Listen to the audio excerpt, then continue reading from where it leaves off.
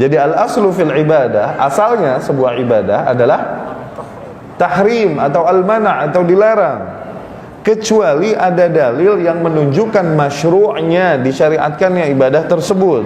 Kalau tidak ada masyru'nya, disyariatkannya, maka kembali dia ke hukum asal, yaitu apa?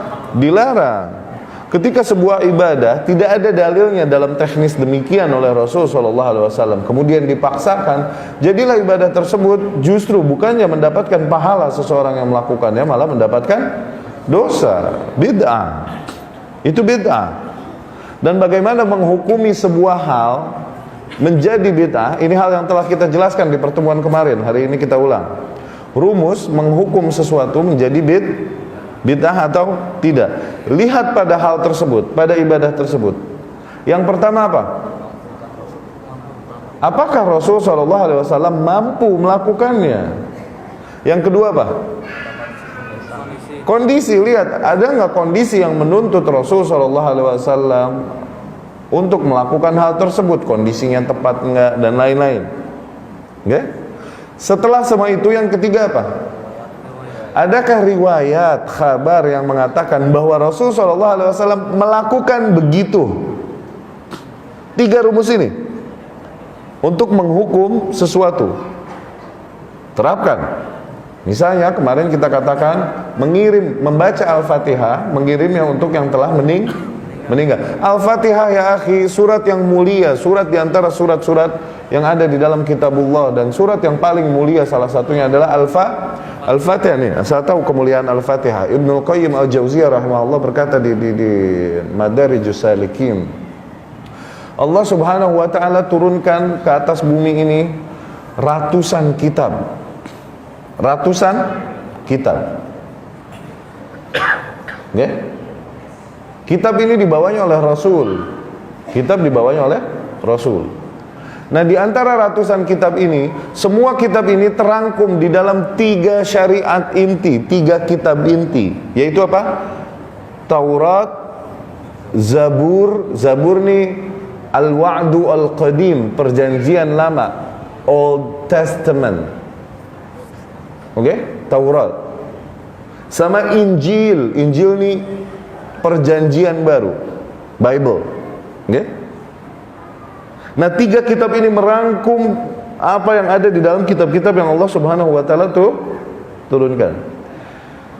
3 kitab ini juga terangkum lagi di dalam kitab terakhir penyempurna, yaitu Al-Quranul Karim. Ajib gak? Al-Quranul Karim terangkum lagi di dalam 1 surat, yaitu Al-Fatihah. Maka dari situ Al-Fatihah dinamakan artinya apa Ummul Quran? Ibunya Al-Quran. Oke. Kalau dikatakan Al-Fatihah adalah ibunya Al-Quran, maka maknanya surat Al-Fatihah adalah ibunya Al-Quran. Maka maknanya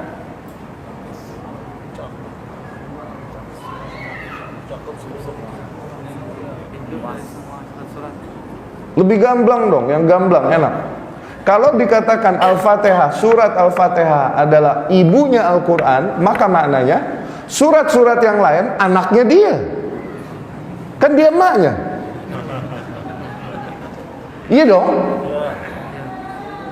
Maknanya seluruh apa yang ada di dalam kitabullah adalah penjabaran panjang lebar dari apa yang Allah globalkan di dalam Al-Fatihah. Ya, Al-Fatihah terangkum lagi dalam 1 ayat, Iyyaka na'budu wa iyyaka nasta'in. Tayyib, Al-Fatihah mulia nggak? Oke, mengirimi Al-Fatihah buat yang sudah meninggal, transfer Al-Fatihah transfer Al-Fatihah. Hukumi dengan rumus tadi. Rasul mampu nggak melakukannya? Yani kira-kira Rasul mampu nggak baca surat Al-Fatihah? Jangan kurang ajar. Setelah itu, Rasul SAW kira-kira ada nggak kondisi yang menuntutnya? Kira-kira ada nggak manusia-manusia yang pantaslah Rasul kirimkan untuk mereka Al-Fatihah? Ada. Manusia-manusia yang mati membela agama Rasul SAW. Setelah itu semua, adakah kabar yang mengatakan bahwasanya Rasul SAW transferin Al-Fatihah buat mereka? Tidak ada, maka sama dengan bid'ah. Itu rumusnya. Ya. Bacain Yasin buat yang meninggal 7 hari, 40 hari, 100 hari itu. Nggak tahu deh, di Jakarta jalan begitu, sini nggak tahu deh. Di Jawa, Jakarta bang. Rasul mampu nggak baca Yasin? Awas, jangan songong. Disamber geledek ntar ente. Jagoan Rasul baca Yasin daripada ente. Ada nggak kira-kira orang yang mati di zaman Rasul yang pantaslah Rasul Yasinin di hari ke-7, hari 40, hari 100? Ada gak? Setelah itu semua, apakah Rasul Yasinan? Apakah Rasul mengalami malam Jumat dalam hidupnya? Berkali-kali. Tentu. Apakah Rasul Yasinan malam Jumat? Tidak. Itu rumus, hafalin di luar kepala. Hafalkan benar-benar hafal. Di luar kepala, yakni di dalam hati. Supaya nggak lupa. Ya, ketika sebuah ibadah tidak ada kabar dari Rasul SAW bahwa Rasul mengajarkan demikian, maka kembali dia ke hukum asal, yaitu dilarang. Ada beberapa hal yang memang Rasul SAW tidak bisa lakukan, maka itu bukan pembahasan kita. Seperti apa? Pesawat untuk naik haji, kemarin kita katakan pesawat untuk naik haji. Oh, itu bid'ah dong. Kalau mau ngikutin Rasul, ente haji harusnya naik onta aja. Nyampe laut ente berenang sana sampai Jeddah. Ya, nih Rasul SAW bisa nggak bikin pesawat?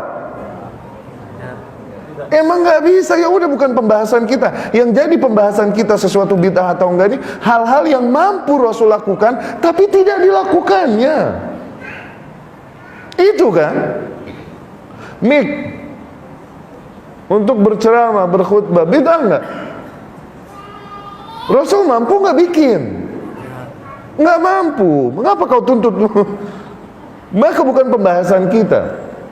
Dan ada beberapa hal, kemarin kita telah ceritakan juga supaya menyempurnakan faidah pada hari ini. Ada beberapa hal yang dimana Rasul SAW mampu melakukannya namun belum dilakukan. Karena apa? Kondisi pada saat itu belum tepat. Syarat yang kedua tadi, kondisi. Oke? Contoh misalnya membangun Ka'bah itu. Ka'bah pada zaman Rasul SAW itu kecil, tidak sesuai dengan pondasinya Nabi Ibrahim alaihissalam yang besar Ka'bah. Pada zaman-zaman setelah Nabi Ibrahim alaihissalam, kemudian Ka'bah tersebut roboh, hancur, dan bangsa Quraisy patungan membangun Ka'bah, fulusnya kurang. Akhirnya mereka bikin namun lebih kecil dari bentuk yang dibuat oleh Ibrahim alaihissalam. Lebih kecil lah mereka. Kemudian Nabi Muhammad SAW berkata kepada Ummul Mukminin Aisyah radhiyallahu anha. Waktu Rasul ngomong, kedengeranlah sama Abdullah ibn Zubair ibnu Awam radhiyallahu anhu majmain. Abdullah ibn Zubair ini ponakan ya Aisyah radhiyallahu anha. Abdullah ibn Zubair kan nikah sama Asma bintu Abi Bakar. Aisyah bintu Abi Bakar. Maka Aisyah ini khalehnya, tantenya. Aku mendengar Rasul berkata kepada Ummul Mukminin Aisyah radhiyallahu anha, "Laula hidthanu qaumiki bi kufr lahadamtul Ka'bah wa banaituha ala qawaid Ibrahim." Kalau bukan karena umatmu baru kufur kemarin, yakni baru Islam.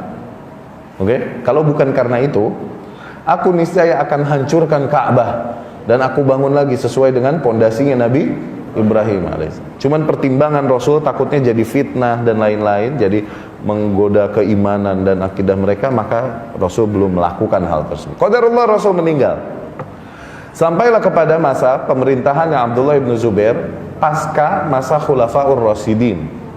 Abdullah ibn Zubair menguasai Hijaz dan Yaman itu sampai 7 tahunan, 7-8 tahunan lah.